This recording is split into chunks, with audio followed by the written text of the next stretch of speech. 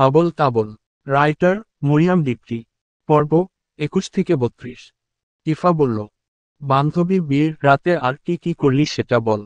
যা ইফা, কি যে বলিস। ওরও তো লজ্জা করে, তাই না রে নুবা? বলল সুব্রতা। না রে বোন, লজ্জা ইজ নাথিং দেয়ার, আছে শুধু পেট খারাপের কারাগার। মাকে কত করে বললাম যে ও তো রিচ ফুড খাবো না। জোর করে ঘিয়ে ভাজা মিষ্টি সন্দেশ হাবিজাবি খাইয়ে দিচ্ছে পেটের 12টা বাজিয়ে। সমস্বরে বলল, হ্যাঁ রে, সত্যি বলছি। শাশুড়ি মা ঔষধ না খাওয়ালে ডায়রিয়ায় হয়ে যেত। তীব্র বলল, শালা তুই আর ভালো হলি না। আয়ান বলল, তার এর কি কোনো খবরাদি নাই নাকি? তোদের মধ্যে কি রোমান্টিক সিজন এখনো আসে নাই নাকি গ্রীষ্মের দাবাদাহ চলছে দাম্পত্য জীবনে? তুই কি মামার ডাক শোনাতে চাস না? থামো আয়ান থামো। নিখিলের একটা খবিজ আছে। ইফা, অনিন্দতা আর শুভ্রতা একসাথে বলল, মানে এক্স? ছ্যাহ নুবা ছ্যাহ। এবার কি হবে? দম্মুত করে কিল পড়বে তোদের তিনটার উপর। আগে তো শোনরে বন্তরা। হ্যাঁ হ্যাঁ বল। শুনছি, মনোযোগ দিয়ে শুনছি। ওনার একটা ফুফাতো বোন আছে, নাম মিলি। ওই খবিজে নিখিলের বাসর রাতে মেসেজ দিচ্ছে, শেষমেশ বিয়েটা করেই ফেললে নিখিল। আর ওই হাদারামের বাচ্চায় এমন ভাব ধরছে না জানি ওই বেডি ওর জানের পেয়ার। ওফফ, নামটা তো জোসমিলি। বুকের মধ্যেখানে বিঁধে গেছে। ও আসে নিরে এখানে। আয়ান, এই তুই আমার বন্ধু। কোথায় মিলিকে একটু কথা শোনাবি তা না করে ওরে তোর বুকের মধ্যে নিয়ে নিলি। অদ্ভুত তুই। নিজে তো ধুম করে নিলি বিয়ে করে, আমাদেরও তো মনে চায় বিয়ে করতে। করবি, আমি কি না করেছি নাকি তোদের? করব কেমনে, পাত্তাই তো দেয় না কেউ। তোরে পাত্তা দিব কেন? পাজি একটা। ইফা বলল, মিলি কি তোদের বাসর রাতে এসে হানা দিচ্ছে নাকি? বাকি আর রাখলো কোথায়? ওই মেসেজ দেখে আমি কাঁদছিলাম। কেমন জামাই পাগল হয়েছে একদিনে আমাদের নুবা, জাস্ট একটু ভাব তোরা, গাইস। এই নুবা, এই বোন, শোন একটু। মিলিকে দেখিয়ে দিস তো। তোর সতীনরে আমার বউ করে নেবনে। আর ঝগড়া লাগবে না। তোর ভাবসাব দেখে তো ভাল লাগছে না। এমন সময় ঘরের দরজার উপরে আওয়াজ হতেই কারো বুঝতে বাকি রইল না নিখিল আসছে। চুপচাপ ভদ্র সেজে সবাই অতিথির মতো সংসেজে বসে আছে। দরজা খুলে দিতেই কেমন একটা চোখ করে তাকিয়ে বলল, তা ওদের দরজা আটকে খালি মুখে বন্দি করে রাখছ কেন নুবা?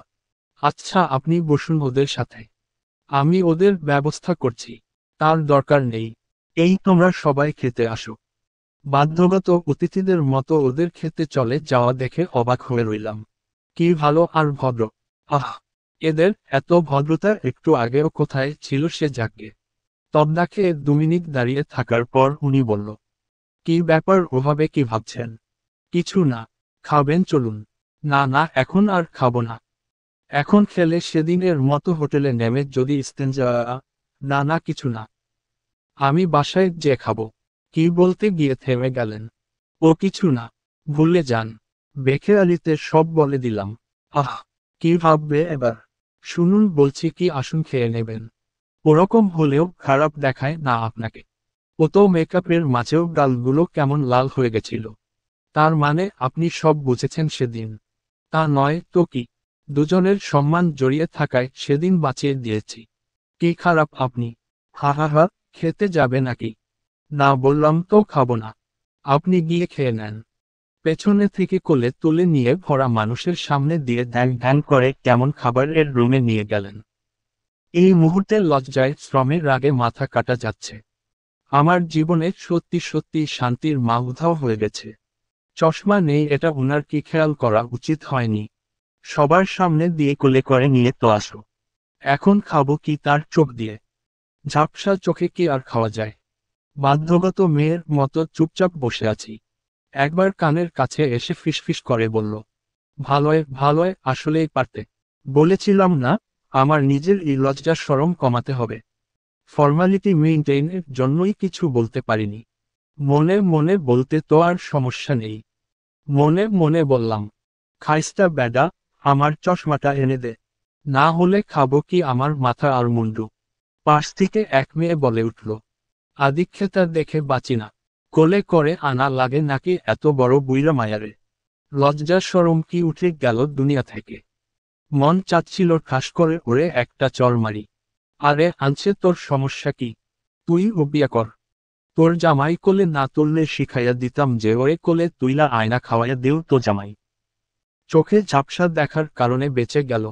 আরতি বলল, মামি, তোমাকে মামা যখন কোলে তুলে আনলো না, উফফ ক্যা সিন হ্যায়, বাতাও। এরকম সিন সিনেমায় ও দেখি না। আরতি বলছি, শোনা মা, আমাকে একটা সাহায্য করতে পারবে? বলি, দেখো না, তোমার মামাকে বলো মামির চশমাটা এনে দিতে। আর না হয় তুমি গিয়ে একটু এনে দাও তো। আচ্ছা, দাঁড়াও, আমি বলছি মামাকে। দাঁড়াবো কেন? বর্ষা মানুষ দাঁড়ালে কেমন দেখায়? হা হা হা, মামি পারো তো বটে। এই মামা এই। হ্যাঁ বল। মামি চশমা এনে দিতে বলছে। আচ্ছা, যা এনে দিচ্ছি। চশমা এনে ধরিয়ে দিলেন আস্তে করে। চশমাটা পরতেই যেন আমার সমস্ত শক্তি ফিরে এসেছে। উঠে দাঁড়ালাম এবার। বড় আপা বললেন, কি হলো নুবা, উঠলে কেন? বড় আপা, আমাকে একটু আগে কেউ বুইড়া মায়া বলেছে। সেই ব্যক্তির নামটা কি? ও তো মিলি, মজা করে বলেছে। মিলির নাম শুনে দ্বিতীয় দফায় চমকে উঠলাম। আমি ভাবিনি যে এটা মিলি। হ্যাঁ নুবা, তুমি খাইতে বইসা পড়ো। মা, আপনি ফুপি না? হ। গিয়ে পা ধরে সালাম করে দোয়া নিলাম। কোলাকুলি করে কুশলাদি জিজ্ঞেস করে তাকে টেনে খেতে বসলাম। আম্মা আর বড় আপাকে আর ভয় মুরব্বীদের খাতির যত্ন করে পোলাও কোরমা বেড়ে খাইয়ে দিলাম। খাওয়ার সময় মিলির দিকে তাকিয়ে চোখ মারলাম দুবার। রাগে ওর মুখের দিকে কে আর চাওয়া যায়। এদিকে ফুপি আম্মা তো আমার প্রশংসা করতে করতে হাঁপিয়ে গেছেন। কি ভালো বৌমা হয়েছে তোর মিহমি। বড়দের কত শ্রদ্ধা করে। হয় আফা, ও আসলেও অনেক ভালো হয়েছে। সহজ সরল বেশি। হ মামি, এই বুইরা মায়া তোমার মাথা 2 দিন এই খাইছে। এত ভালো ভালো করো না। আর কয়েকটা দিন যাক, দেখা যাবে কেমন ভালো। হ হ। আমার মাথা না হয় খাইছে, তা তোর মায়ের মাথাও কি 2 মিনিটে খাইছে ও? মামি, মাকে তো চেনই। মানুষ চিনতে ভুল করে কেমন? এই ছেমরি এই, তুই একেবারে মানুষ চিন্না বইয়া আছোস। মা, ওহ কাম অন মিলি। গ্রামে থাকোই, শৌকে। বাট আপডেট হচ্ছ না কেন? তোমার সাথে কি কথা বলছি আমি? তুমি আর আমি বাড়িও না। আচ্ছা, বাড়াবো না। কিন্তু তুমি এরকম বড়দের সাথে এমন বিহেভ করতে পারো না। তাছাড়া উনি তোমার মা, মিলি। শেখ শেখর কাছ থেকে শেখ। বাড়িতে বৈশা বৈশা তো খালি তেজ দেহাস আমার সাথে। তুমি নিজে ভালো সেজে আমাকে কথা শোনানোর ব্যবস্থা খুব সুন্দরভাবেই করেছ। বহুত চালাক তুমি নুবা। বড় আপা বললেন, এই মিলি এই করে নুবা বলিস কেন? ও তো তোর বড় ভাবি বলে ডাক। বড় আপা হাসালে ওরে আবার ডাকতে হবে ভাবি? নিখিল ভাইয়াকে বিয়ে করার কোনো অ্যাবিলিটি কি আছে? আম্মা বললেন, তোর সেসব নিয়ে ভাবতে হবে না, কি আছে কি নেই। ও ওর পছন্দ মতোই বিয়ে করেছে। আর যথেষ্ট ভালো বলে নিখিলের মতো ছেলে ওরে পছন্দ করেছে। থাক আম্মা, ছোট মানুষ বুঝতে পারেনি। তুমি খেতে এসো তো আমার সাথে। আর সাধু সাজতেন হবে না। হহুত্তর সাধু সাজলে। লুক, তুমি আমার সাথে এমন করছো কেন মিলি? সেই এসেই বললে বুইরা। তোমার আমার বয়সের তফাৎ কি কি বেশি? আমার 24 বছর 2 মাস 10 দিন। আর তোমার 23 বছর 7 মাস 8 দিন। সেই হিসেবে বুড়ি তুমিও। কারণ কুড়িতেই বুড়ি। অ্যানি ও এরকম না করে এখনই আসো, আমার সাথে খেয়ে নেবে চলো। কানের কাছে ফিসফিস করে বললাম, না হলে এনার্জি পাবে না তো ঝগড়া করার। তোমার জন্য সামনে আরো বড় টর্নেডো ওয়েট করে আছে। কানি বলেছিলে না আমায়? কানির পাওয়ার ও দেখে নিও। কোথা থেকে হুট করে নিখিল এসে বলল। হ্যাঁ, খেয়ে নেমিলি। ওনার দিকে চোখ তুলে তাকাতেই ওর কাছ থেকে দূরে সরে পাশে দাঁড়িয়ে চুপসে গেল। ওদিকে নিখিলের চাচারা মিলে আমাদের বাড়ির সবার অ্যাপায়ন ও খাওয়া দাওয়া কমপ্লিট করালেন। সবাই আমাকে নিয়ে যাবে জামাইসহ, এজন্য প্রস্তুত। এদিকে আমার খাওয়া দাওয়াই শেষ হয়নি। তাদের অপেক্ষা করতে বললাম। আর এটাও বললাম, রাত হলেই যাব। বিকেলে যাব না। প্রথমে আপত্তি করলেও পরে তারা আর আপত্তি করেননি। ডেলিভারি বয় সন্ধ্যার দিকে কেক দিয়ে গেলে আমি, আরতি, নুষা, ইফা, তীব্র, সুব্রতা, নুহাস, অনিন্দতা, আয়ান সবাই মিলে জমজমাট করে রুম সাজিয়ে ফেললাম। কেকের থিম দেখে সবার মোটামুটি ভালোই লেগেছে। এদিকে নুবার বর, কেটে আগেই রেখে দিলাম। ওরা নিষেধ করা সত্ত্বেও কেটে রেখে দিয়েছি। এটা আমি মিলিকে গালাবো মানে ওরেই গালাবো, যাতে ও আর নিখিলের দিকে না তাকানোর সাহস করে। ছোটখাটো একটা পার্টি বলাই চলে। ওদের রুমে রেখে আমি বার্থডে ব্যাডাকে খুঁজতে গেলাম তাকে সারপ্রাইজ দেওয়ার জন্য। কোথায় আছে কে জানে। টানতে টানতে ছাদে নিয়ে বার্থডে ব্যাডাকে। কি হলোটা কি? সবার সামনে থেকে ওভাবে টেনে নিয়ে এলে কেন? কি ভাববে সবাই? ও তো কিছু তো আমি বুঝি না। এখনো ও তো কিছু বোঝেন না। আমি যদি এরকম ভরা মজলিস থেকে আপনাকে তুলে আনতাম তখন তো ঠিকই বুঝতেন। হেই লিসেন, আপনাদের মতো আমাদের মাথায় ও তো হাবিজাবি মাথায় ঘোরে না। ওকে থাক, মেয়ে জাতিকে আর মহৎ বানাতে হবে না। কি জন্য ডেকেছ বলো? কিছু না বলেই কপাল কুঁচকে ব্রু উঁচু করে তাকিয়ে থাকতে দেখে বললেন। কপালে আবার ভাঁজ ফালালেন কেন? ইস্ত্রি এনে সোজা করে দিন। যাও, কি যে বলো না। কপাল পুড়ে যাবে, গেলে যাবে। আমরা মেয়েরা তো মহৎ নয়। আর যেহেতু মহৎই নয়, তাদের তো এমনিতেই পড়া কপাল। এই আবার মনে হয় রাগ করেছে। আচ্ছা, সরি বাবা সরি। বাবা? বাবাকে? আমি কি আপনার বাবা হই? এই নুবা শোনো একটা কথা। ওইদিকে ছিলাম ভালো ছিলাম, এখন তোমার মাথার পোকা নড়ে উঠলে তখন কিন্তু নিতে পারবে না বলে দিলাম। কি হলো কথা বলছো না কেন? আমিও কিছু না বলে চোখ বন্ধ করে ওনার গালে একটা চুমু দিয়ে দিয়ে একটা কাগজ ধরিয়ে দিয়ে এক প্রকার দৌড়ে পালালাম। ঈশ্বর কি নির্লজ্জের মতো কাজ করলাম। এদিকে নিখিল তথ্য মেরে বসে আছে। তার সাথে এটা কি ঘটে গেল বুঝতে তো পারলই না। স্বপ্ন দেখেছে কিনা তার জন্য চিমটিও কাটল। ঘোর কাটানোর জন্য একটু বেশি জোরে চিমটি কেটেছে কিনা, যার দরুন মুখ থেকে উহু শব্দটা একটু জোরেই বেরিয়ে এলো। না না, এটা স্বপ্ন ছিল না, বাস্তবই ছিল। কাগজখানা মেলে ধরতেই দেখল গোটা গোটা অক্ষরে লেখা। বেশি অবাক হবেন না, বার্থডে গিফট ছিল। বড় আপার রুমে একটা কালো রঙের পাঞ্জাবি আছে। ওটা পরে তাড়াতাড়ি আমাদের রুমে এসে দ্বিতীয় সারপ্রাইজটাও দেখে নিয়েন। খবরদার, মিলির কাছাকাছি ও যাবেন না কিন্তু। কি ভাবলো রুমের কথা দেখে, চওড়া একটা হাসি হেসে দ্রুত পা হেঁটে গেল রুমের দিকে। কি ভেবে গেল কে জানে। তবে গিয়ে ঘরভর্তি মানুষ দেখে বেচারার মনের আশা ভেঙে গেল কিনা। নিখিল আসতেই সবাই হাততালি দিয়ে উইশ করল। আর নুবাও সুন্দর করে তাকে এনে নিজের পাশে দাঁড় করিয়ে বেশ কিছু ছবি তুলে নিল। কালো শাড়ি কালো পাঞ্জাবিতে দুজনকেও অপূর্ব লাগছে। এই কালো পাঞ্জাবিটা কেনা হয়েছিল বিয়ের আগেই। অল্পের মধ্যে গর্জিয়াস। আর শাড়ি আর পাঞ্জাবি বাপের বাড়ি থেকে নিয়ে আসা। দুটোই কলেজের এক প্রোগ্রামের জন্য কেনা হয়েছিল। আনফরচুনেটলি সেদিন আর যাওয়া হয়নি কলেজের প্রোগ্রামে। এর পেছনে একটা বড় কাহিনী ছিল। যাই হোক, সেদিনই পণ করা হয়েছিল যার সাথে ভাগ্যে লেখা থাকবে তার বিশেষ কোনো দিন এসে এই শাড়ি পরে তার সাথে উপভোগ করবে।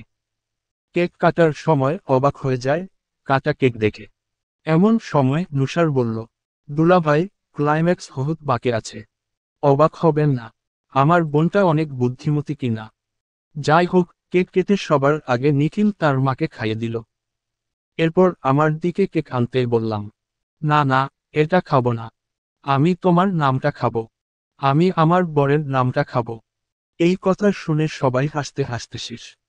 যাই হোক, নুসা, ইফা, সুব্রতা আর আরতি সব মহিলা মুরব্বীদের সুন্দর করে কেক কেটে আর দুটো সন্দেশ দিলেন। আর এদিকে নুহাস, আয়ান, তীব্র দিল পুরুষদের। সন্দেশ দেওয়া হয়েছে সবাইকে, শুধু মিলিকেই কেক দেয়া হয়নি। এরপর আমি মিলির কাছে গিয়ে বললাম, এই যে তোমার ভাইয়ার জন্য এত সারপ্রাইজের মাঝেও তোমার জন্য ও সারপ্রাইজ আছে। তোমায় কত ভালোবাসি, আর মনে রাখি যত্ন করে, জাস্ট ভাবো। ড্যাব ড্যাব করে তাকিয়ে বলল, এটা সারপ্রাইজ না, এটা অপমান, শুধুমাত্র অপমানই না, চরম অপমান। নুসা বলল, আরে মিলি দিদি রাগ করো না, সত্যিই আমার বোন তোমার জন্য সারপ্রাইজ রেখেছে। সুব্রতাকে ইশারা দিতেই ও সেই কাটা কেকের অংশটুকু নিয়ে এলো। এটা হাতে নিয়ে আমি একটা চরম তৃপ্তির হাসির রেখা মুখে ফুটিয়ে তাকালাম মিলির আর বললাম, সারপ্রাইজ কি কেমন লাগলো? এদিকে নুবার বর কেকের ওপর দেখে রাগে অস্থির। আমি একটু চশমাটার ফাঁক দিয়ে উকি দিয়ে চওড়া হাসি দিয়ে বললাম, নাও মিলি খেয়ে নাও। ও খেতে চাইল না কিন্তু জোর করে খাইয়ে দিলাম। তৃপ্তি লাগছে বেশ। ঈশ্বর চেহারার দিকে তাকানো গেল না। আমাকে বলে কানি, দেখ এবার কত ধানে কত চাল। বিয়ের আগে ছিল এক ব্যাপার, এখন অন্য ব্যাপার। ফিসফিসিয়ে বললাম, মিলি দেখেছ কত বড় অংশ রেখেছি তোমার জন্য। কেমন লাগলো খেতে? কিছু না বলে হনহনিয়ে চলে গেল। এরপর সবাই মিলে আরো কিছুক্ষণ গালগল্প করলাম। যাওয়ার সময় আম্মা আমাদের দুজনের কাছে এসে বলল, দোয়া করি তোমাদের জন্য, আল্লাহ তোমাদের ভালো থাকুক সবসময়। তারপর একে একে সবাইকে সালাম করে আমরা বাপের বাড়ির দিকে রওনা দিলাম। কতদিন পরে বাসায় যাব, আহ কি ভালো লাগছে। যেতে যেতে কত খুনোশুটি। দুজনের ফেসবুক অ্যাকাউন্ট থেকে ম্যারিড স্ট্যাটাস দেওয়া, গান গাওয়া, সবাই মিলে বেশ সুন্দর একটা সময় গেল। বাসায় পৌঁছে যেন আদিম রূপে ফিরে গেলাম। কিসের ফর্মালিটি আর কিসের খাওয়া দাওয়া। হাত মুখ ধুয়ে দরজা আটকে দিদার্সে এক ঘুম দিলাম। এক ঘুমে সকাল 10টা। ঈশ্বর, নিখিল কোথায় ঘুমিয়েছে কে জানে। যাই হাত মুখ ধুয়ে একটু খোঁজ খবর নিয়ে আসি। পেটেও তো ছুচোর মত কিছু একটা দৌড়াচ্ছে। পেটটাকে শান্ত করে আসি একটু। গিয়ে দেখি ড্রয়িং রুমে বসে নুসা আমার বন্ধুদের সাথে গল্প করছে। আমাকে দেখেও তার একটা কেমন ডোন্ট কেয়ার ভাব। তাতে আমার কিছুই যায় আসে না। আমিও একটা ডোন্ট কেয়ার ভাব নিয়ে পেটের ছুচোর ব্যবস্থা করছি। রান্নাঘর থেকে পোলাও আর গরুর গোশত নিয়ে খেতে খেতে ওদের সাথে জয়েন করলাম। জয়েন বলতে শুনছিলাম কি নিয়ে আলাপ আলোচনা করে। ওদিকে মা চাচি খালারা মিলে পিঠা বানাতে ব্যস্ত। আম্মু ওদের সবাইকে চা বিস্কুট দিয়ে গেল। আম্মুকে জিজ্ঞেস করলাম, আম্মু, আব্বু কোথায়? বাজারে গেছে। আসবে কখন? ঘড়ি ধরে বসে থাক, দেখ কখন আসে। অদ্ভুত। পজিটিভ কোনো উত্তরই পাই না তোমাদের থেকে। তোর অদ্ভুত প্রশ্নের অদ্ভুত উত্তর নিয়েই তো আমি বসে আছি। কি আর করব বল, কাজ তো আর নেই। হয়েছে হয়েছে, দুদিনের জন্য আসছি তাও কথা শোনাও। কুহ। থাকো গেলাম আমি। ড্রয়িং রুমের সোফায় বসে সবাই মিলে ওরা আড্ডা দিচ্ছে। আমি বসে বসে ফেবু চালাচ্ছি। মাঝে সাঝে হুহা করছি। মাঝে মাঝে চোখ তুলে সবার দিকে তাকাচ্ছি। কলিং বেল এর শব্দ আসছে। আম্মুকে জোরে সোরে বললাম, আম্মু দরজা আসছে। আব্বু খোলো। নুসা বলল, কি বললি বনু? তোরে বলি নাই, আম্মুকে বলছি। আম্মু দরজা আসছে, আব্বু খোলো। আমার কথায় সবাই হাসছে। নুসা দরজা খুলতে চলে গেল। আম্মুও মুখ চেপে বলে, আগের থেকে কোনো অংশে কমলি না। আশ্চর্য, না কমার কি আছে? আর তোমরা হাসছই বা কেন? তীব্র বলল, মাউথ রিডিংটা একটু ঠিক কর ভাই। নিজে তো একটা আস্ত পাগল, উল্টো এখন আমাদেরও তুই পাগল করে ছাড়বি। ভুল কি বললাম? দরজা কেমনে আসে? আর আব্বুরেই বা কেমনে খোলে? জিভ কেটে বাবার আনা ব্যাগের বাজারগুলো ধরে রান্নাঘর অবধি নিয়ে গেলাম। এদিকে হাসতে হাসতে নিখিলের অবস্থা রাজাহাঁসের প্যাকপ্যাকের মতো। না হয় একটু ভুল বলেছি, তাই বলে হাহা হাহা করে গলা ফাটানোর কি আছে। সবগুলো একেটা রাজহাঁস। বাবাকে দেখে অনিন্দতা, সুব্রতা আর ইফা নুসার সাথে আমার রুমে চলে গেল। ওরাও বাবাকে ভীষণ ভয় পায়। অবশ্য আমি নিজেও ভয় পাই। বাঘের মতো আর গর্জন, আর সিংহের মতো যার তেজ তাকে কে না ভয় পায়। শুধুমাত্র বাবার ভয়েই বিয়েটা করেছি। অবশ্য এতে লস বলে কিছু হয়নি।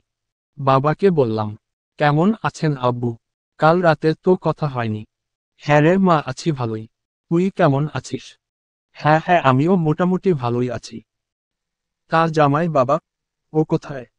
ড্রয়িং রুমে আছে। আচ্ছা, তোর মাকে সুগার ছাড়া এক কাপ চা দিতে বল তো মা। আচ্ছা, বলছি। ড্রয়িং রুমে যেতে সবাই উঠে দাঁড়িয়ে বাবাকে সালাম দিল। তীব্র আর আয়ান চলে এলো। নিখিলই রয়ে গেল শুধু। গিয়ে বাবার পা ধরে সালাম দিয়ে কুশলাদি জিজ্ঞেস করল। খাওয়া দাওয়া শেষে শাশুড়ি মাকে একবার ফোন দিলাম। হ্যালো, আসসালামু আলাইকুম আম্মা। ওয়ালাইকুমুসসালাম। কেমন আছো তোমরা মা? আলহামদুলিল্লাহ ভালো আছি। আপনি কেমন আছেন?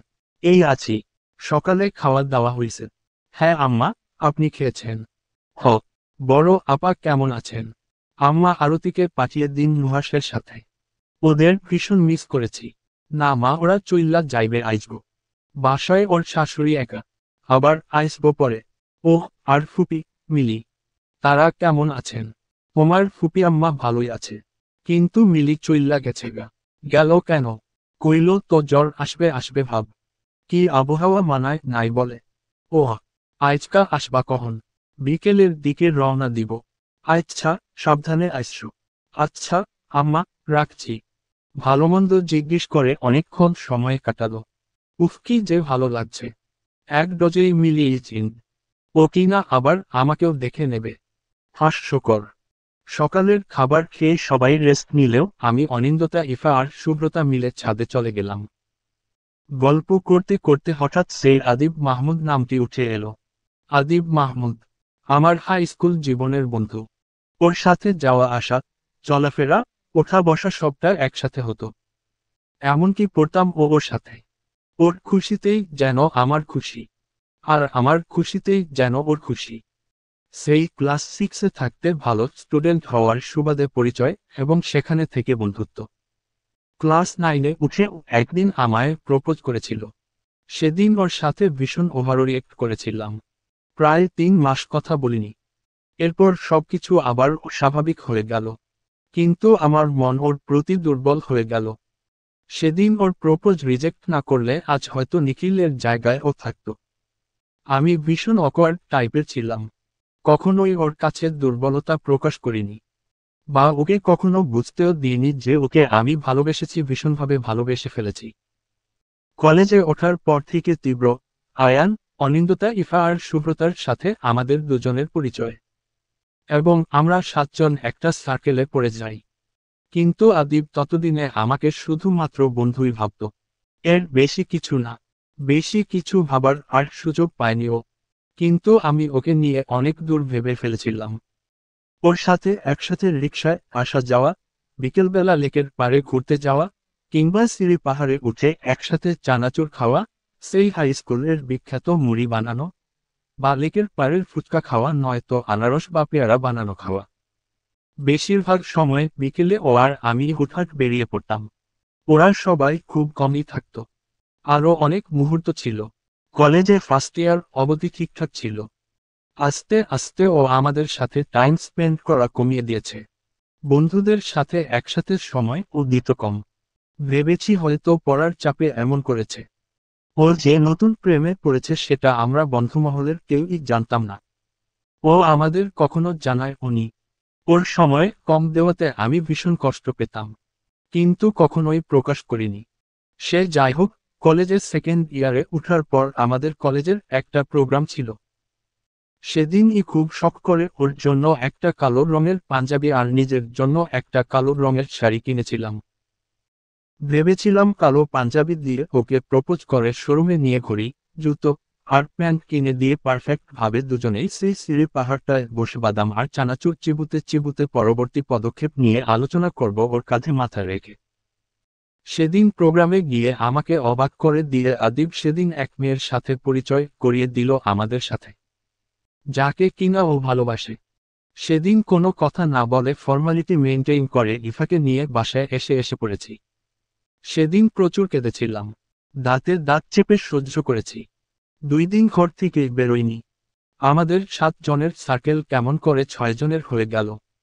আমাদের ফ্রেন্ড সার্কেলের একটা শর্ত ছিল যে কেউ কারোর থেকে কোনো বিষয় যেন না লুকোয়। কিন্তু আদিব সেদিন এই শর্তটাই ভেঙেছে। কেউই এরপর আর আদিবের সাথে যোগাযোগ কন্টিনিউ করেনি। তীব্র, আয়ানের সাথে মাঝে মাঝে টুকটাক কথা হলেও আমাদের সাথে আর কথা হয়নি। শাড়ি আর পাঞ্জাবি সেভাবে প্যাক করা ছিল। কিছু হওয়ার আগে যখন সব শেষ হয়ে গিয়েছে, তাহলে এগুলো রেখে আর কি লাভ। পরক্ষণেই ভাবলাম আমার এতগুলো দামের শাড়ি আর পাঞ্জাবি, ওর জন্য এগুলোকে ফালাবো কেন? জীবনে যে আমাকে আপন করতে পারবে, আমার আচরণ হাসিমুখে মানতে পারবে, তার সাথেই আমার সুখটুকু ভাগ করে নেওয়া হবে। এরপর থেকে যতগুলো মানুষ আমাকে প্রস্তাব দিয়েছে কিংবা যতগুলো পাত্র আমাকে দেখতে এসেছে, তারা সবাই আমার উদ্ভট ব্যবহারের জন্যই পালিয়েছে। প্রতিবারই কোনো না উসিলায় বিয়েটা হয়নি। কিন্তু এই ধৈর্যশীল মানুষটা যে কোথা থেকে আসলো, আর আদিবকে বা কিভাবে চিনল, সেটাই এখন ভাববার বিষয়। ছাদের ফুলগাছগুলোর পরিচর্যা করার আগে ওদের মাদুর পেতে দিয়েছিলাম। পরিচর্যা শেষে ওদের সাথে এসে জয়েন করেছি। আর এতক্ষণ এই ওর কথাই ভাবছিলাম। ইফু, তোর মনে আছে আদিবের কথা? থাকবে না? কিভাবে আমাদের ফ্রেন্ডস সার্কেলের শর্ত নষ্ট করেছে। সুব্রতা বলল, হঠাৎ ওর কথা তোর মনে হলো কেন? আরে উইদিন তোদের ভাইয়ার মুখে ওর নাম শুনলাম। ইফা বলল, নিখিল ভাইয়া ওর নাম জানবে কি করে? সেই তো প্রশ্ন। ভাইয়া কি বলল? আর ভাইয়াকে চিনলই বা কেমন করে? আদিবের থেকে তো ভাইয়া 4 বছরের বড়। সেটাই তো ভাববার বিষয়। তাও ভাইয়া তোকে কি বলল ওর কথা? বলল যে আদিব নাকি ওর বন্ধু। আর কিছু বলেনি? বলেছে তো। কি বলেছে? আর বলেছে যে আমার খোঁজ নাকি আদিবের থেকে পেয়েছে। আর কিছুই বলেনি। আমি আগ্রহ দেখাইনি। আমি বেশি খোঁচালে আবার ভাববে যে ওর প্রতি আমার এত আগ্রহ কেন। আবার যদি জিজ্ঞাসা করে বসে তখন কি উত্তর দেব? তোর মাথা আর আদিবের মুন্ডু। তোর মাথা আর আদিবের মুন্ডু। আমার মাথা হলে মুন্ডু হবে নিখিলের। আদিবের মুন্ডু হতে যাবে কেন? হায়রে ভালোবাসা। তোহ থাকবে না। 10টা না 20টা না একটা মাত্র জামাই আমার। তাকেই তো ভালোবাসবো। এত ভালোবাসা কোথায় থাকে বেবি? এই হাতে, পায়ে, মনে, মস্তিষ্কে, অন্তরে, হৃদয়ে, চোখে, চুলে, অল ইন অল। চোখে চুলেও ভালোবাসা থাকে। বাহ নুবা বাহ। তো থাকবে না? কেমনে থাকে ভাই? এই কোঁকড়ানো চুল চোখ দিয়ে দেখেই তো ইমপ্রেস হয়ে যাবে। চোখ দিয়েই তো চুল দেখবে। তখন ভালোবাসা কি তোর পায়ে থাকবে? যত সব অদ্ভুত লজিক। সেই তো বলবি এখন। উচিত লজিক দিলে তোর কাছে অদ্ভুত লজিক হয়ে যায়। আসলে বল, যে তুই এই উচিত লজিক নিতে পারিস না। অদ্ভুত মেয়ে রে তুই। যাক ছাড় ওসব কথা। তোর সাথে জীবনেও কথায় পারবো না। হ্যাঁ, বুঝতে হবে। এ স্বর্ণবা পাওয়ার। কতদূর যে পাওয়ার জানি। মোল্লার দৌড় মসজিদ পর্যন্ত। হুহ। তাও ভার্সিটিতে যাবি কবে থেকে সেটা বল। যাব। একটু ধাতস্থ হয়ে নি। কত ধকল যাচ্ছে এই কয়েক দিনে দেখতেই তো পাচ্ছিস। দম ফালানোর সুযোগটুকু পাচ্ছি না। অনিন্দতা বলল, নুবা, তোর তো হিললে হলো একটা। 2 দিন পর করলে ওয়াওয়া আসবে। আর সুযোগ পাবি কোথায়? আমার তো হিললে হয়েছে। তোদেরও হবে বুঝলি। ইফা বলল, ওয়াওয়া করে কাঁদবে আর ফ্যাটাত করে পটি করে দিবে তোর করে। হা হা হা। তোর জীবনেও বিয়ে হবে না। এরকম করে বলতে পারলি তুই নুবা? তো বলবো না। মোরগ মুরগির অভিশাপে তুই সিঙ্গেলই থাকবি। এহ। নয় হে। ছোটবেলায় যে মোরগ মুরগিরে ঠুকরাইলে ওদের আলাদা করে দিতি মনে নেই? কলেজে থাকতে বায়োলজি অনুষদের এক ক্লাসে বলেছিলি যে তোর একটা হলুদ রঙের মুরগি ছিল যার নাম দিয়েছিলি ইয়োলো। আর তোর সেই প্রিয় ইয়োলোকে পাশের বাড়ির কালো মোরগটা শুধু ঠুকরাতো। আর তুই ভাবছি যে তোর ইয়োলোর সাথে কালো ঝগড়ায় না পেয়ে ঠুকরাতো। আর তুই ওদের দুটোকেই আলাদা করে দিতি। মনে নেই? এই জন্যই তোর আর হিললে হবে। নুবার বাচ্চা। চিৎকার করিস না। শুনছি তো। আস্তে বল। আর আমি নিজেই এখনো বাচ্চা। আমাকে নুবার বাচ্চা বলিস কেন? সুব্রতা বলল, এই কতক্ষণ ধরে তোদের মূল্যবান বক্তব্য শুনেই যাচ্ছি। আমাকেও একটু বক্তব্য দেওয়ার সুযোগ দিস। ওকে ফাইন, কি বলবি বল। এভাবে আরো কতক্ষণ আড্ডা দিয়ে আইফোন দিয়ে সেলফি টেলফি তুলে ক্লান্ত হয়ে 4জন এই রুমে এসে পড়লাম। গোসল করে ফ্রেশ হয়ে 3 পিস পরে নিয়েছি। আহ। 3টা দিন ধরে শাড়ির উপর থাকতে থাকতে ক্লান্ত হয়ে গেছি। দুপুরে খাওয়া দাওয়া করে সবাইকে বিদায় দিয়ে আবারও রওনা দিলাম শ্বশুরবাড়িতে। আসার ভীষণ চিৎকার করে কাঁদতে ইচ্ছে করছিল। গাড়িতে আসার সময় অর্ধেকটা পথ কাঁদতে কাঁদতে এসেছি। কিন্তু নিখিলের ভরসায় কাদার চিন্তা মাথা থেকে উড়ে গেল। বলে কি না, কেঁদো না, নুবা। দরকার হলে তোমাকে 1 ঘন্টা আমার বাড়ি 1 ঘন্টা তোমার বাপের বাড়িতে রাখবো, তাও কেঁদো না। আচ্ছা, দরকার হলে তোমাদের বাড়িটায় আস্ত উঠিয়ে নিয়ে আসবো আমাদের বাসার পাশে। একথা শুনে কে আর কাঁদে? কাঁধে মাথা দিতেই ও মানুষটাও কেমন করে বলল, প্রতি সপ্তাহে তোমাকে আব্বা আম্মার সাথে দেখা করিয়ে দেব। মন খারাপ করো না। কেমন? ওনার ব্যবহারে সেদিন সত্যি মুগ্ধ না হয়ে উপায় ছিল না। ভীষণভাবে আগলে যে রাখে, তার ব্যবহার তো মুগ্ধময় না হয়ে উপায় আছে কি? বাসায় পৌঁছে ফ্রেশ হয়ে রেস্ট করে নিলাম। তারপর আবারও সেই চিরচেনা আদিমরূপ খেয়ে দেয়ে চিৎপটাং। বেশ কয়েক দিন কেটে গেল। বাড়িতে মানুষ কম, তবুও সময় যেন কিভাবে কেটে যায়। তার অফিসের ছুটিও শেষ হয়ে গিয়েছে।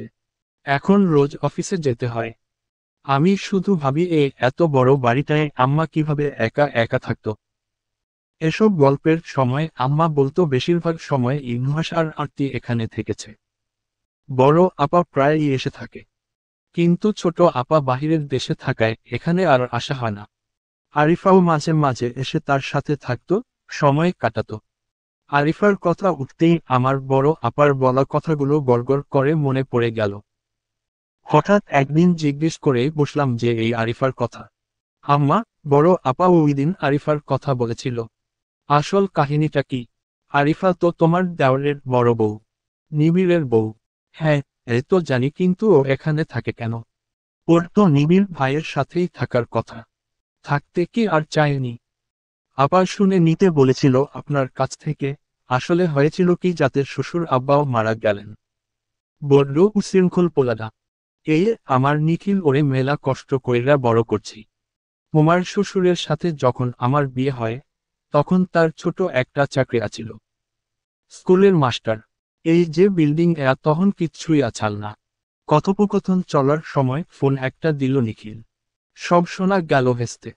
বাপের বাড়ি থেকে সমস্ত বই, খাতা সব এনে দিয়েছেন। সেগুলোকে তুলে রাখতে বলেছেন ফোন করে। কি আশ্চর্য! একগাদা বই খাতা আমার। এগুলো টেবিল আর বুকসেলফ ছাড়া কি গোছানো কি আদৌ সম্ভব? মেজাজটাই বিগড়ে গেল। মা শিখিয়ে দিয়েছিল, স্বামী কাজ করে বাড়িতে আসলে তাকে যেন এক গ্লাস ঠান্ডা লেবু পানি দিই। ঘেমে গেলে যেন আঁচল দিয়ে মুখটিকে মুছিয়ে দিই। তারপর গরমকাল থাকলে যেন হাত পাখা দিয়ে বাতাস করি। মায়ের আদেশ উপদেশ পালন না করলে কেমন দেখায়।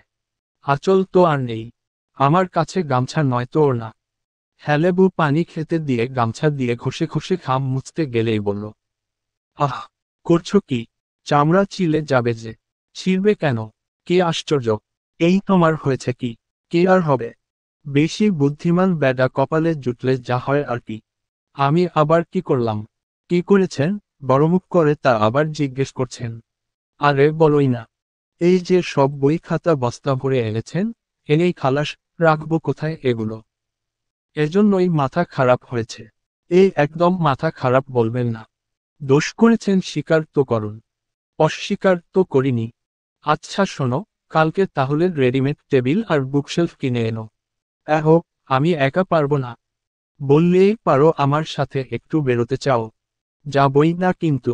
আচ্ছা আচ্ছা, রাগ করো না। তাহলে গোসা করি। সেটা আবার কি জিনিস? ভাব। হুহো। থাকেন, গেলাম। কোথায় যাচ্ছ? এমন একটা ভাব করছেন যেন কিছুই বুঝতে পারেন না। আহ, আপনি ফ্রেশ হয়ে আসুন, বিকেলের নাস্তা দিচ্ছি। পরে যেও, একটু থাকো এখানে। পরেই না হয় নাস্তা করলাম। লজ্জা শরম কি কিছু নাই আপনার? না, ওগুলো নারীর ভূষণ। ওগুলো নারীর হলে আমি তাহলে যাই। আমি তো নারী। আমার ভীষণ লজ্জা করছে। কি বড় বড় কথা ভাবা যায়। আমি আর আম্মা মিলে ঝটপট বিকেলের নাস্তা তৈরি করে ফেললাম। পরোটা আমি ভাজতে পারি না। একটু একটু শিখিয়ে দিয়েছেন। তেল বেশি দেওয়ার অভ্যেসটা জন্মগত হওয়ায় হালকা পুড়ে গেলেও খেতে দারুণ লেগেছে। সেদিন সন্ধ্যায় নাস্তার পর তিনজন বসেছিলাম। তখন আম্মাই প্রথম ভার্সিটিতে যাওয়ার কথা তুললেন। নিখিল ও তাতে সায় দিল। আমিও আর দ্বিমত পোষণ করলাম না। ছোটবেলা থেকে পড়াশোনা শেষ করে কিছুদিন চাকরি করার ইচ্ছে ছিল। ফাইনাল ইয়ার কমপ্লিট করলেই ঘরে আর বেকার হয়ে বসে থাকা লাগবে না। শখ মেটাতে হলেও পড়াশোনা শেষ করাটা অতীব জরুরি। পরদিন সন্ধ্যায় বের হবার কথা ছিল, তার আগের দিন বুকশেলফ কেনার কথা হয়েছিল। এজন্যই বেরিয়ে পড়লাম। রাস্তায় দাঁড়িয়ে আছি। রামগড় সেই প্রথম দিনের দেখা হবার জায়গায় দাঁড়িয়ে আছি। উনি এসে একটু পর আমাকে নিয়ে দোকানের ভেতরটায় গেলেন।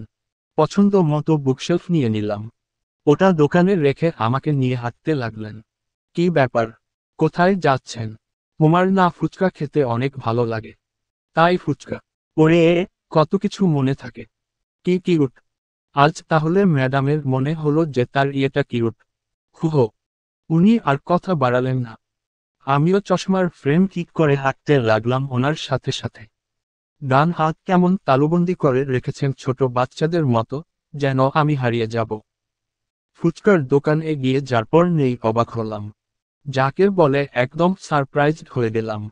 দেখি নুষাসহ আমার সব বন্ধুরা যেন সেই দিন বিকেল বেলার মতো পুরো ঘটনা রিপিট হচ্ছে।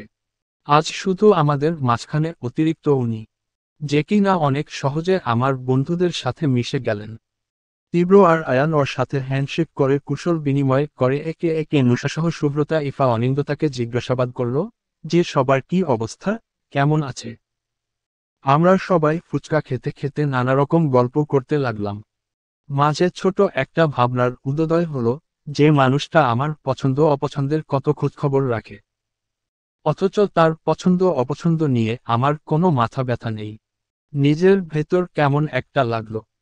তোমাদের সবাইকে সেভাবে কিছু দেয়া হয়নি, চলো কিছু কিনে দিই। সৌজন্যবোধ বজায় রাখতে ইফার শুভ্রতা আর অনিন্দতা না করলেও নুষা বেজায় খুশি।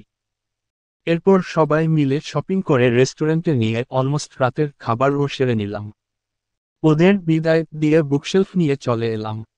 বিদায় দেবার সময় কোত্থেকে যেন দুটো ব্যাগ নুষার হাতে ধরিয়ে দিয়ে বলল, আব্বু আম্মু কে দিও এটা, কেমন? আর তাদের সালাম দিতে ভুলো না। ছোট একটা ভ্যানগাড়িতে উঠলাম। এর আগে কখনো আমার ভ্যানগাড়িতে ওঠা হয়নি আমার। এই তারা ভরা খোলা আকাশের নিচে ভ্যানগাড়ি হালকা উঁচু নিচু ঢালু পথ ধরে এগোচ্ছে। উঁচু নিচু এই পথে যেন না হারিয়ে যায় এজন্য তিনিও শক্ত করে ধরে রেখেছেন হয়তোবা। মাঝের সময়টাতে কোনো কথা হয়নি। চুপচাপ বসেছিলাম। প্রায় ঘন্টাখানেক পর বাসায় এসে পৌঁছতেই মা এসে এগিয়ে নিলেন। বুকশেলফ নিয়ে আমাদের রুমে রাখলেন। সারারাত ভর বই গুছিয়ে ক্লান্ত হয়ে গেলাম। উনিও ঘুমাননি, ল্যাপটপে কি যেন করছেন। আমি একটু ফ্রেশ হয়ে নুষাকে কল দিলাম। ফোন তুলল না। পরে ফেসবুকে গেলাম।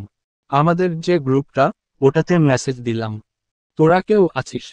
টুক করে রিপ্লে আসলো, হ্যাঁ আছি তো। তুই এত রাতে কি করছিস, ঘুমাসনি এখনো? না রে ইফু, বই গোছাতে গোছাতে ক্লান্ত। আরে নুবা যে, কি রে নুবা, রোমাঞ্চ বাদ দিয়ে এখানে কি করছিস? ভুসি দেব তোরে নাক বরাবর, তাই জেগে আছি। আমি আবার কি করলাম তোকে? চুপ আয়ানের বাচ্চা, তোর প্রেমের খবর কি সেটা বল। ফেলি কাউকে? ইফা লিখল, ওর কপালে মেয়ে জুটবে না রে নুবা। নুবার শোন না, বলছি, তোর মিলিরে একটু ঠিক করে দে না। দুই দিন দেখলাম, কি কিউট। আহ, আর কাউকে পেলি না? শেষ পর্যন্ত মিলি। হায় আল্লাহ, একটু দেখ না, কিছু করা যায় কিনা। তোরটা তুই দেখ। ঠিক বলেছিস নুবা, ওর আবার 2 দিন পর মালিকের ভালো লাগবে না। হুহু ইফু, জানি তো ও চোখের বাঙালি। ইফুর বাচ্চা, তোরে সামনে পাই একবার। বিয়ে হলো না আবার বাচ্চা। বাচ্চা নাই রে আমার আয়ান। আয়ান বেবি হো, কোথায় গেলা? তোরা আর কথা বলিস না তো। বন্ধু না তোরা ছাই। একজন তোর কি বিয়ে করে নিয়েছিস? আমারও তো ইচ্ছে হয় বিয়ে করতে। রিপ্লাই দেওয়ার আগেই নিখিল ঠিক দিয়ে বলল, তোমার কাজ হয়ে গেছে নুবা। হ্যাঁ শেষ। ঘুমাবেন কখন? এই তো যখন আসে তখন। এ কেমন কথা? এটাই তো আসল কথা। এখনই ঘুমিয়ে পড়ো, না হয় আবার সকালে উঠতে পারবে না। কাল ভার্সিটিতে তোমাকে ড্রপ করে দিয়ে যাব। কালকে? হ্যাঁ কালকেই। না কাল যাব না। কতগুলো দিন চলে গেল, সামনে না তোমার এক্সাম আছে, যাও, ঘুমিয়ে পড়ো। আর আপনি কি করবেন? আমার তো ল্যাপটপে আরো কিছু কাজ বাকি আছে, ওগুলো করতে হবে। তারপর ঘুমোবো। ওহ, বুঝেছি, আমি ঘুমালেই তারপর সব করতে সুবিধা হবে। মিলির সাথে কথা বলতে পারবেন মিষ্টি মিষ্টি করে। হতভম্ব হয়ে তাকিয়ে রইলেন উনি। কি হলো? বাজ পাখির মতো ওভাবে তাকিয়ে আছেন কেন? এ তুমি কেমন করে বললে? তোহ বলবো না। এজন্যই তো ঘুমাতে বলছেন, খুব একটা তাড়াতাড়ি তাড়াতাড়ি ভাব আপনার। আরে বাবা, কাল তো তোমাকে ভার্সিটিতে যেতে হবে। এজন্যই বলেছি। ব্যাস, এর মধ্যে মিলিকে আনলে কেন? আনবো না কেন, বলুন। ও আচ্ছা, এখন বলবেন যে আমার শরীর স্বাস্থ্যের প্রতি খেয়াল রাখা আপনার কর্তব্য। ওহো, আপনার ও তো উচিত ঘুমানো। কোথায় আপনি বলবেন? আহারে, অনেক তো কাজ করলে। এসো, একসাথে একটু গল্প করি। না হয় তুমি বসো, আমি তোমাকে 1 কাপ চা করে খাওয়াই। এটাও তো বলতে পারতেন যে তুমি আমি দুজনেই একসাথে ঘুমিয়ে পড়ি। তা না করে শুধু আমাকে ঘুমানোর কথা বলছেন। কি হলো, কপালে হাত দিয়ে কি দেখছেন? না দেখছি, জ্বর টর এলো নাকি? জ্বর আসবে কেন আবার?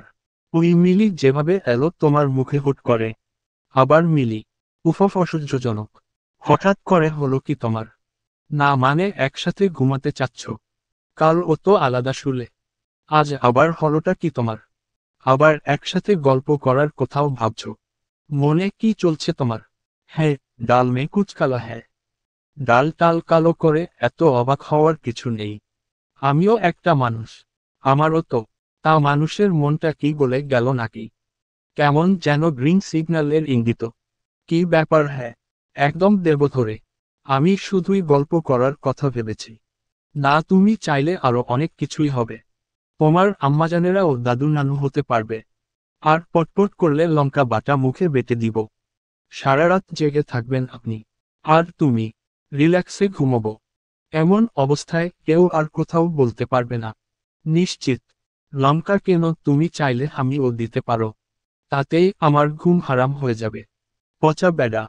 টু দা পয়েন্ট, মিলির কথা বললে কেন বলো এবার? তুমি যে ফাউ কথা বলার লোক না সেটা আমি জানি। এই কথাটা শুনে বুকের ভেতরটা কেমন খচ করে উঠল। এই কথাটা আমাকে ওই একজনই বলতো।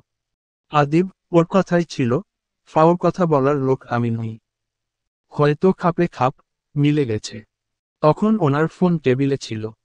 উনি ডাক দেওয়ার পরপরই স্ক্রিনে মিলির মেসেজ চক্ষু এড়ালো না। তাই কাটছাট প্রশ্নের ডিরেক্ট উত্তর দিয়ে দিলাম। ও আপনাকে আবারও মেসেজ করেছে, তাই তো দেখে মাথাটাই গরম হয়ে গেছে। ও আচ্ছা, কুল পাখি কুল। কখন করেছে মেসেজ? আর তুমি বা দেখলে কিভাবে? আপনি যখন ঘুমানোর কথা বললেন তখনই আপনার ফোনের স্ক্রিনে জ্বলজ্বল করে ভাসছিল মিলির মেসেজ। কি লিখেছে ও দেখেছ? কেমন আছো ভায়া, কি করছো?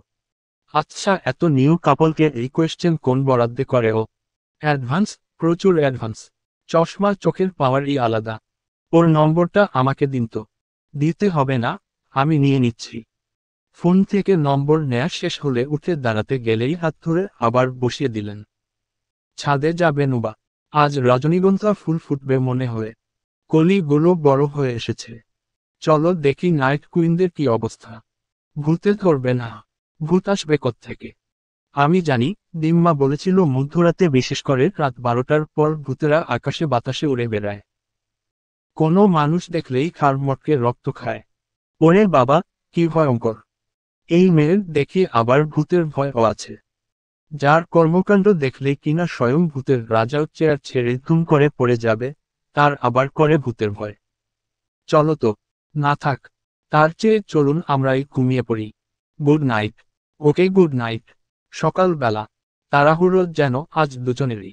তিরুকে ফোন করে বললাম যে আজ আমি ভার্সিটিতে আসছি, ওদেরও বলে দিস। নিখিল আমাকে ড্রপ করে দিয়ে চলে গেল। অনেক দিন পর আসা ভার্সিটিতে। গত মাসের সব শীটগুলো কালেক্টর করে ক্লাসে জয়েন করলাম। সেই চিরচেনা ক্লাসরুমে আজ যেন নিজেকে অতিথি অতিথি লাগছে। দুটো ক্লাস যথারীতি করে সবগুলো মিলে ক্যান্টিনে গিয়ে আড্ডা দিতে বসলাম। আয়ান বলল, কি রে তুই না বললি যে কবে আসবি সিওর না? উনি জোর করে দিয়ে গেল। চাইছিলাম আরো কিছুদিন পর আসতে। ওমা, উনি, নুবার উনি। ইফুর বাচ্চা, তোর ও বিয়ে হবে। এই নুবা, এই শোন। বল শুনছি তো। মিলি কেমন আছে? উষ্ঠা খাওয়ার আগে দৌড়া আয়ানের বাচ্চা। বৈশালী আবার কাল খোঁচাইছে। অনিন্দতা বলল, নিখিল ভাইকে আবার কল দিছে। না না, কল না, মেসেজ দিছে। সুব্রতা বলল, ওয়াও, ট্রিট দেও নুবা। পটি করে দিই, ওটা খা। ছি, নুবা ছি। কোন বরাদ্দে মিলি মেসেজ দিছে এজন্য ট্রিট চাস? চাইছে তো কি হইছে, মহাভারত তো অশুদ্ধ করে নাই। এই সুব্রতা আয়ের ট্রিট তোকে আমি দেব। নুবা তুই শুধু মিলির নম্বরটা দে, ওর মেসেজের উত্তর পেলেই সুব্রতাকে ট্রিট দেব প্রতিদিন যা। ও নম্বর দেব আমি, আর প্রতিদিন ট্রিট পাবে সুব্রতা। কি হিংসেমি করিস তুই নুবা? এই থামো তহ। আমার উপর নির্ভর করছে তোর ট্রিট পাওয়া না পাওয়ার ব্যাপারটা। দিয়ে দে না ওকে নম্বরটা। দেব বলছিস? হ্যাঁ দে প্লিজ। সুব্রতার সাথে তোর ট্রিটও ফ্রি। তাহলে ইফু, অনিন্দতা, তীব্র ওরা বাদ যাবে কেন? ওদেরও দিতে হবে ট্রিট। এক কাজ কর, আমাকেই বিক্রি করে দে তোরা। করে খাওয়ানোর ফুসরত নেই, সে আবার করবে প্রেম। বলি এই জন্যই তোর কপালে গোফ টফ জোটে না। এনাফ নুবা, যা তোদের 5 জনকেই খাওয়াইতাম, খুশি? এই তো লাইনে আসছো চান্দু, এবার তো দিবি। হিহ, মিলিকে তুই পোটাতে পারলে তোর যা, মনে হয় না তুই ওর মতো বেডিরে পাঠিতে পারবি। অ্যানিওয়ে, হোয়াটসঅ্যাপ এর নম্বর পাঠিয়ে দিচ্ছি। সোনার টুকরোটা। আরও কিছুক্ষণ গালগল্প করে বাকি ক্লাসগুলো শেষ দিয়ে বাসায় এসে পড়লাম প্রায় 3:30টার দিকে। একা একাই চলে এসেছি। এসেই গোসল করে আম্মার কাছে গেলাম। ওমা, উনি এখনো না খেয়ে বসে আছেন। তারপর একসাথে খাওয়া দাওয়া শেষে ওনার সাথে শুয়ে শুয়ে রেস্ট নিচ্ছিলাম। এমন সময় চট করে আরিফার কথা আবার মাথায় এলো।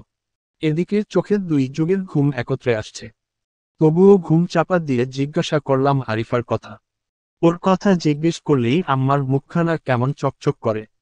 আম্মা, আরিফার কথা বলছিলেন সেদিন, ফোন করাই আর শুনতে পারিনি। এখন একটু বলবেন যে হয়েছিল। ওর সাথে যাই হয়েছে, তাতে ওর চেয়ে ওর কপালের দোষী বেশি। এই নীরব সেই ওর 17 বছর বয়সে আরিফারে ঘরে তুলল। ওমার আব্বাজানও এই এক কারণে হার্ট অ্যাটাক করে মারা গেল। বড় ভাইয়ের আগে যদি ছোট ভাই আগে বিয়ে সাইরা ফালায়, কোন পরিবার ওইটা মানে কও? আরিফার সম্পর্ক করে বিয়ে করেছে। না না, আরিফারে ও জ্বালাইতো, কইতো ওরে ছাড়া আর কিছুই চায় না। ওর বাপ মাও এই এক কারণে ওরে বিয়ে দেওয়ার উদ্যোগ নিচ্ছে। সেই বিয়ার দিন নীরব এই কুলাঙ্গারটায় আকাম করছে। কি করেছিল সেদিন? আরিফার যার লগে বিয়ে ঠিক হইসাল তারে আটকাইয়া রাখছাল। পরে জামাই নিখোঁজ এই ব্যাপারে কলরব হলে উঠলে সবাই হট্টগোল করলে ওই সুযোগে আরিফারে তুলে নিয়ে আসে। তুমি কও আত্মা এক মায়ারে যদি কেউ ঘরে তুলে তাইলে সমাজের লোকজন কি কইব? আরিফা নিতান্তই ভালো মায়ের দেখা প্রতিবাদ করে নাই কোনো। তাও মায়াডার কপালে সুখ হইল না। আরিফাকে তো নীরব নিজের করেই পেয়েছে। তবুও কি হয়েছিল? আছিল 2টা বছর ভালো।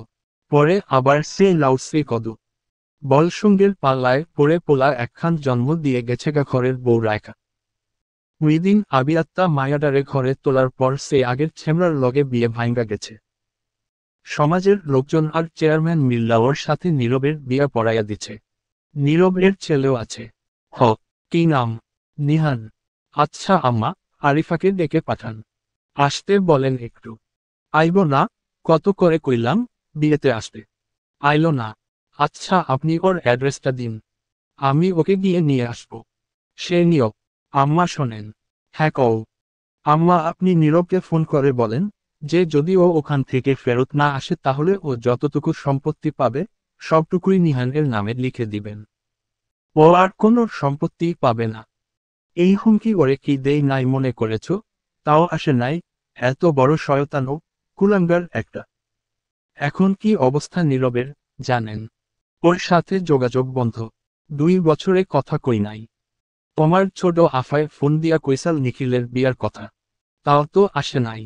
তবুও একটাবার কি শেষ চেষ্টা করা যায় না? বলবেন যে এখন সংসার সব বড় বউয়ের কথায় চলে। ওর সিদ্ধান্ত, ও সব নিহানের নামে লিখে দিবে। আচ্ছা দেখি তোমার বড় আপার লগেও আলোচনা কইরা নেই। তবে এত সহজে মানত না। মানবে না, কিন্তু মানাতে হবে। চেষ্টা করতে হবে। দেখেন আম্মা, নিহান ও তো নিষ্পাপ বাচ্চা, সাবালকও হয়নি। ওরা তো ওর বাবা মা দুজনকেও পাশে পাওয়ার কথা। আম্মা প্লিজ, আরিফাকে একটু বোঝান, নীরব যদি ঠিক না ও হয় তবুও যেন ও এ বাড়িতে এসে থাকে। ওর বাবার বাড়ি এটা। হাজার হোক ওর অধিকার এখানে থাকার। আমি তো কত বুঝাইছি, ও তো বুঝে না। অধিকার খাটান আম্মা। কোন মুখে খাটাইতাম কও? আমার পোলাই তো ভালো না।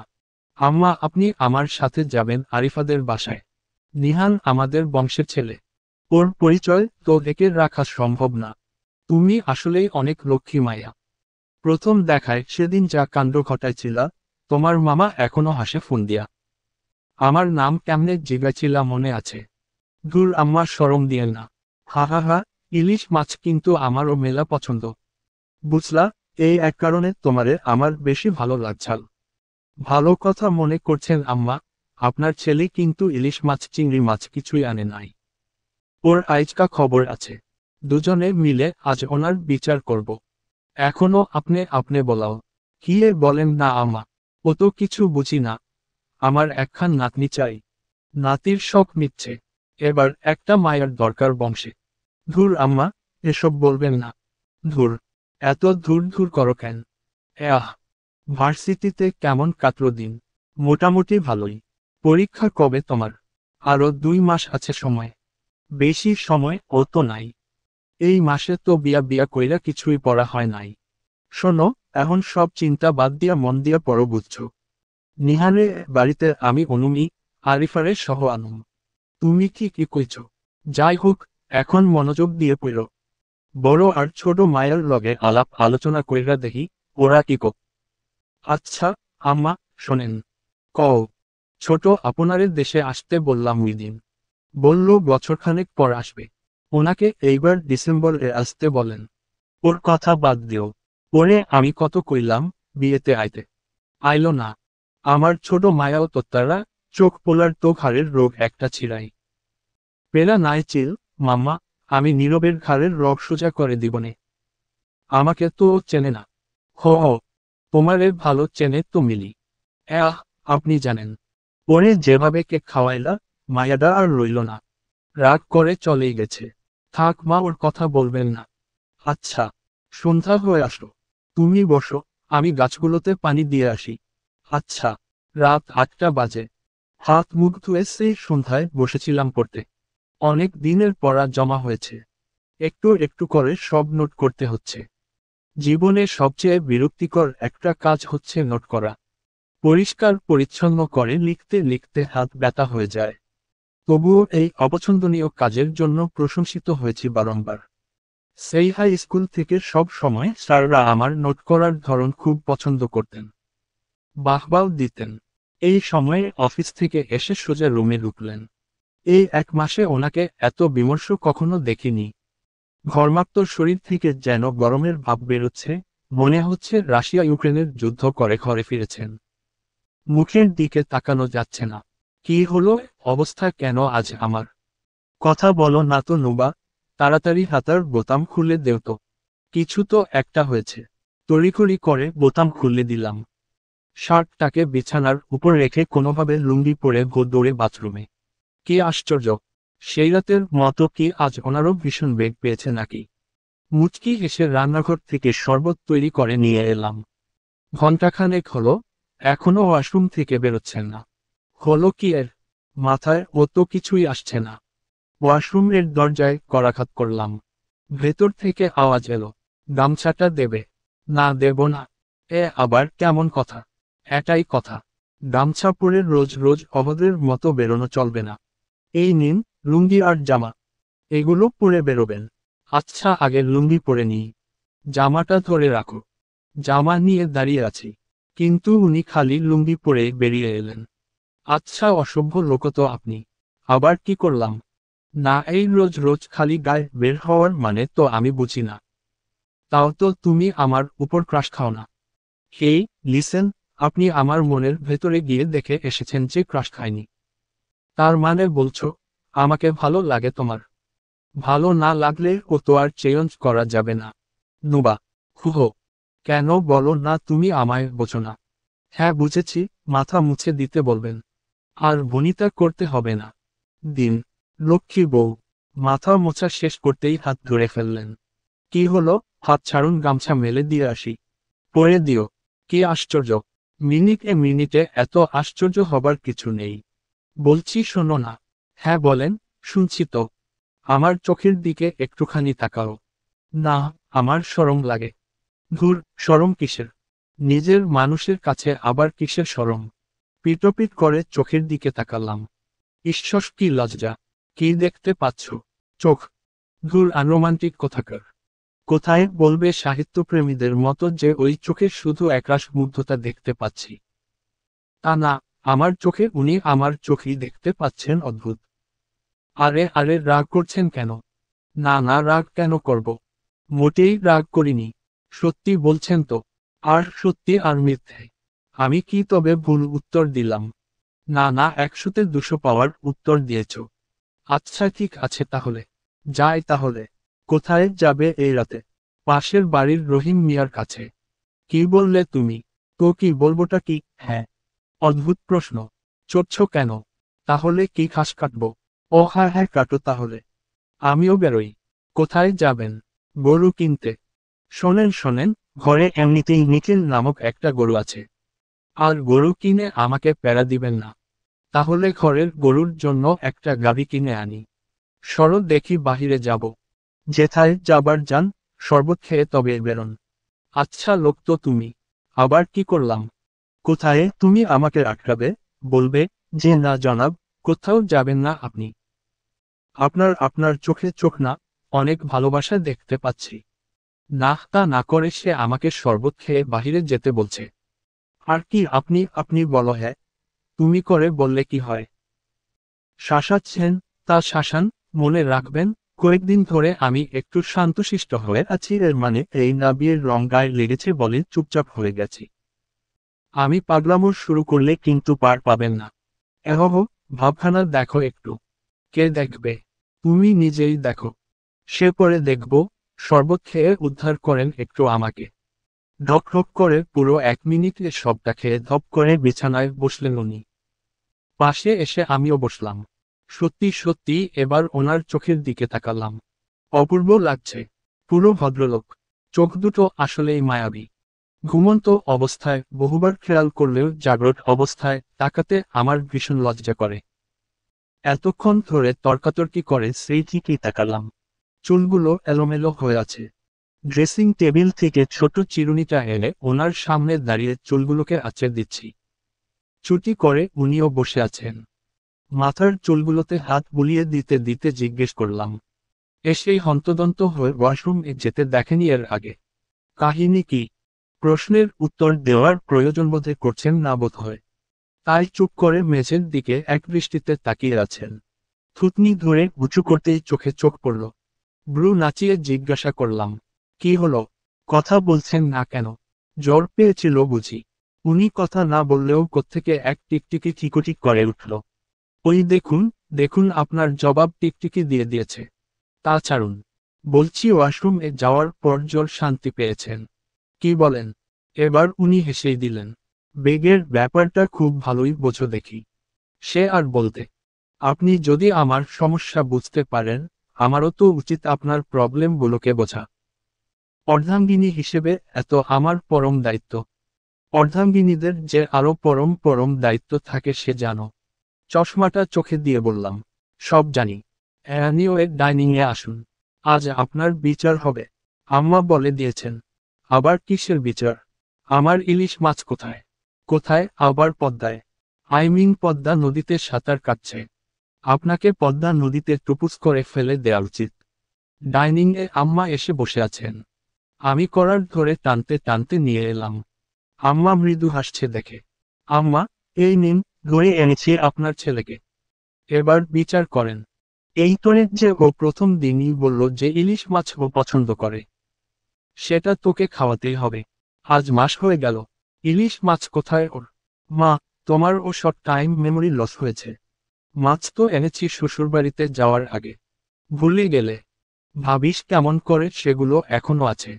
সে তো ওই দিন রান্না করে খাওয়া শেষ। আগে বলবা না? কেন বলবে? এসব তো খেয়াল রাখবেন আপনি। You just shut up. আপনাকে প্রথম দিনই বলেছিলাম সব লিস্ট করে রাখবেন। রেখেছেন? আমতা আমতা করে নাবোধক উত্তরস্বরূপ মাথা নাড়ালাম। আর কি বললেন? সব খেয়াল রাখবো আমি। তাহলে আপনি আছেন কি করতে? ওই আপনি অফিস থেকে প্রকৃতির ডাকের 200 এটিএম চাপ নিয়ে আসবেন। আর তড়িঘড়ি করে বোতাম খুলে দিতে হবে আমাকে। এজন্যই আছি। নিখিল, বাবা, তুই আর ভালো হলি না। আম্মা কি যে বলেন না, ও ভালো ছিল কবে। এভাবে প্রেস্টিজ পাংচার না করলেও পারতেন। কাছে গিয়ে টুল এনে ওনার সামনে দাঁড়িয়ে বললাম, হাইট আপনার চেয়ে কম হতে পারে, কিন্তু আমি সমানে সমান। হুহ। বলেছিলাম, শান্ত হয়ে আছি দেখে ভাববেন না। আমার গায়ে বিয়ের রং লেগেছে। নুবার গায়ে এসব বাতাস টাতাস লাগে না। হুহ। অপরচুনিটি আমারও আছে। আমি এখনো দাঁড়াই নিটুলের উপর। আম্মা দেখেছেন দেখেছেন, আপনি আবার নাতনির আশা করেন এই ছেলের কাছ থেকে। How unromantic you are. Just boring. হনহনিয়ে চলে এলাম রুমে। উফফ কি যে শান্তি লাগছে। আমাকে বলে আমি আনরোমান্টিক। দেখ বেডা এবার। বোঝ মজা। সুখের খেলায় নাচতে ইচ্ছে করছে। ইচ্ছে আর চাপিয়ে রেখে কি লাভ? দরজা লাগিয়ে গান দিলাম ছেড়ে। বয়স আমার বেশি না ওরে টুকটুকির মা, শুধু চুল কয়টা পাকি গেছে বাতাসে। আসলে মাত্রাতিরিক্ত খুশি লাগলেই এই গান শুনলে একটু মুডি মুডি ভাব চলে আসে ভেতরটায়। গান ছেড়ে দিয়ে সে কি নাচন! নাচতে চেয়ারের কোণার পায়ে আঙ্গুলে গিয়ে ঠাস করে উষ্ঠা খেলাম। ঈশ্বর, বড্ড লেগেছে। ছোটবেলায় কে যেন বলেছিল, প্রতিবার বেরো না, মচকে যাবে জ্বরে। প্রতিবার বেড়েছিলাম নাকি, যে আমার নাচার জ্বরে আঙ্গুলটাকে মচকাতে। আর এ কথাটা এখনই সত্যি হবার ছিল।